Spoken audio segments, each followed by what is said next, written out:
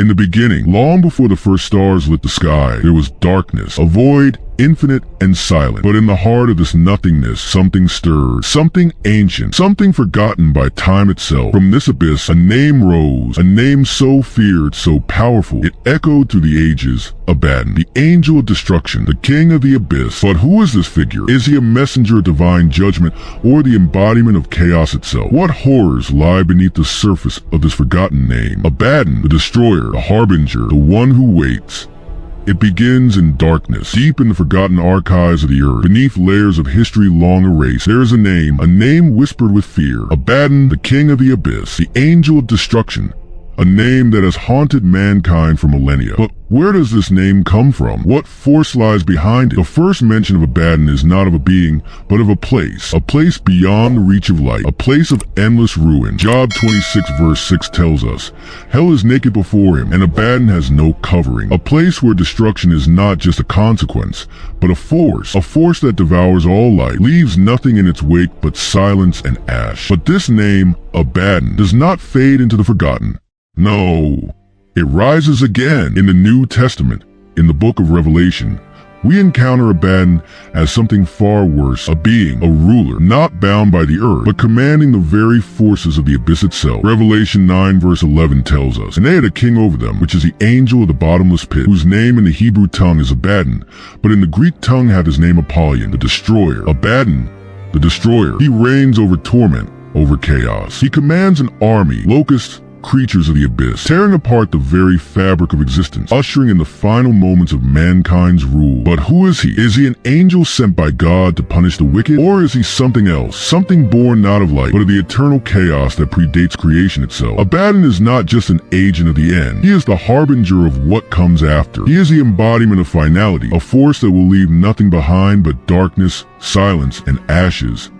And yet, to understand Abaddon, we must confront the paradox he represents. Is he merely an instrument, a loyal servant sent forth to execute the divine? Or something far more unsettling, a force untethered, walking the line between judgment and chaos? The scriptures offer no easy answers. In the book of Revelation, he is given a name, Apollyon, the destroyer. But he is not Satan, nor does he stand in rebellion.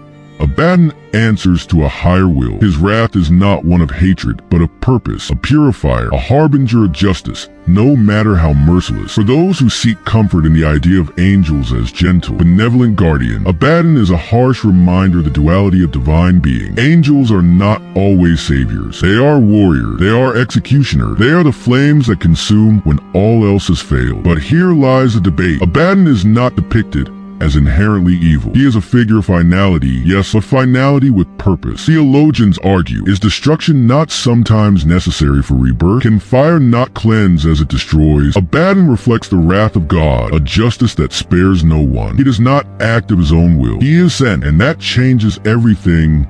There's power in destruction. Abaddon's role isn't chaos for chaos's sake. It's judgment, deliberate and precise. But what happens when such power is unleashed on a world that no longer understands its purpose? Does the destroyer become the destroyed? And so, Abaddon stands on the razor's edge, a being who transcends our understanding of good and evil. He is the sword and the flame, the shadow and the light. His existence forces us to question, is destruction always the end, or could it be the beginning? The visuals rise, a climactic sequence of Abaddon's shadow stretching across cities, mountains, and oceans. The screen begins to vibrate with intensity, sound mounting as we pull back to see the abyss itself, swirling, endless, and alive. For if Abaddon is not demonic but divine, if his wrath is part of a greater plan, then perhaps the greatest question of all is not what he is, but who sent him and why. And so the question lingers, who sent Abaddon and for what purpose? To find answers, we must dig deeper, beyond the canon, beyond the familiar. We must trace his shadow through ancient scrolls, whispered legends, and texts so old they have outlived the tongues that wrote them. The book of Enoch, an ancient text shrouded in mystery, tells of a celestial rebellion, a war waged in heaven and sealed in the depths of the earth. Here, the fallen ones are named, their fates intertwined with the underworld. Among them lurks Abaddon, not as a leader, but as a warden, a force tasked with holding back the chaos that man was never meant to see. A destroyer, yes, but also a keeper, a being not cast down for rebellion, but placed in the abyss for a purpose divine and unfathomable. The Testament of Solomon gives us a glimpse of this power, of Abaddon's connection to spirits, to the very fabric of the unseen. Solomon, the king who spoke to angels and bound demons, called forth Abaddon and placed him under his command. But what kind of force can be bound by a mortal ring and yet remain untamed? These texts do not describe Abaddon as evil. No, they tell of a force so great it could shape the world or end it. But as the centuries turned, the occult world began to twist this understanding. In the grimoires of the Middle Ages, the Ars Goetia, the forbidden manuals of summoning, Abaddon's name took on a darker tone. Here, he was no longer just a gatekeeper, but part of the demonic hierarchy, a king who commanded the swarms of the abyss. In medieval minds, Abaddon's shadow stretched across every plague, every war, every unexplained disaster. To summon him was to gamble with forces beyond comprehension, and for those who failed to master the ritual, the abyss would claim them. But even here, one truth remained. Abaddon is not Satan. He is not rebellion. He is not chaos for chaos' sake. No, he is judgment. He is consequent, a being who walks the line between divine wrath and human fear. For in every age, every interpretation, Abaddon reflects mankind's greatest fear, that the end is not random, that destruction has purpose, that when the abyss opens, it does so with intent. And so, we ask, what if these texts are not warnings, but signs? What if Abaddon's purpose was never to end the world, but to prepare it? The abyss, a word that strikes at something primal in all of us, a fear of the unknown, the unknowable. It is not merely a place, but a state of being, a realm where light dies and chaos reigns. In theology, the abyss is a symbol. It is the place of separation, the place farthest from God, a void of order, where creation ends and all that remains is chaos. It is here that Abaddon is said to dwell, not as a villain, but as an instrument, a force the divine will shape to carry out judgment. In the apocalyptic visions of the book of Revelation, the abyss is unlocked, and from it pours not madness, but judgment, a reckoning led by Abaddon, whose name means destruction. But destruction is not chaos. It is not without reason. It is the resetting of balance. Abaddon is not random evil. He is purpose incarnate, a tool of cleansing, of consequence. To encounter Abaddon is to face the abyss within ourselves, to ask, what do we deserve? But the symbolism of the abyss did not remain bound to ancient texts. It transcended time, shaping our stories, our fears. In literature,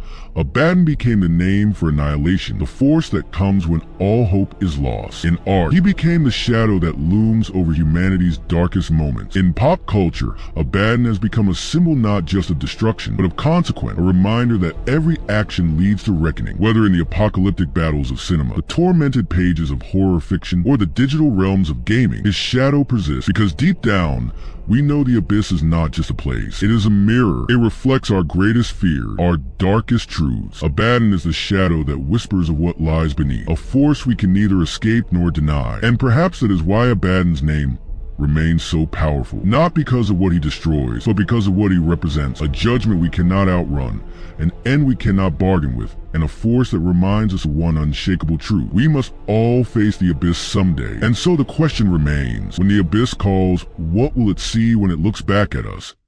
Abaddon, a name that has moved beyond ancient scripture to take root in modern imagination, from literature to cinema, video games to art. This figure of destruction has become a symbol of something far greater than his origin. In film and television, Abaddon appears as many things, a demon of chaos, a messenger of doom, or a force of apocalyptic judgment. Whether framed as a villain or a cosmic warning, his presence strikes a chord, blending mythology with humanity's ever-present fear of an ending. Video games take the imagery of Abaddon further, presenting players with challenges that go beyond mere battles. Here, Abaddon becomes a representation of perseverance against overwhelming darkness, a test of courage and willpower. And in literature, Abaddon is explored as an idea, sometimes an antagonist, sometimes a force of nature. Authors use his image to reflect themes of destruction, judgment, and the fragile balance between creation and ruin. So why does Abaddon persist? Perhaps it's because he represents something timeless, humanity's relationship with endings, a fascination with judgment, destruction, and the question of whether ruin comes from within or beyond. Abaddon's relevance in modern storytelling is not a coincidence. Whether seen as a villain, a symbol, or a warning, his name reminds us of something we cannot ignore, the fine line between survival and collapse.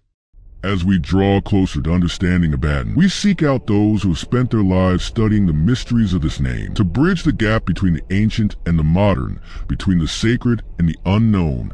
Abaddon, His role is not just as an agent of destruction, but as a messenger of divine purpose. In the Bible, we see angels who bring both mercy and wrath. Abaddon, too, reflects this duality. He is not merely a demon. He is a tool of judgment, a force that works within a greater divine plan. Across cultures and civilization, the abyss has always been a symbol of fear and a potential. Abaddon's story isn't just one of terror. It's a reminder of humanity's struggle with its own nature. Destruction, yes, but also rebirth. We face the abyss, but what we find in it might determine our future. In occult texts, Abaddon represents the ultimate test. He is a destroyer who must be understood before he can be controlled. To summon such a force is to tap into the most primal fears of the human soul. Yet he is also a reminder that we cannot avoid destruction. It is part of the natural cycle, a catalyst for change and renewal. From the dusty corners of ancient libraries to the echoing halls of churches and the ruins of once great civilization, the figure of Abaddon endures, a symbol of destruction and of the unknown forces that govern our fate. In the end,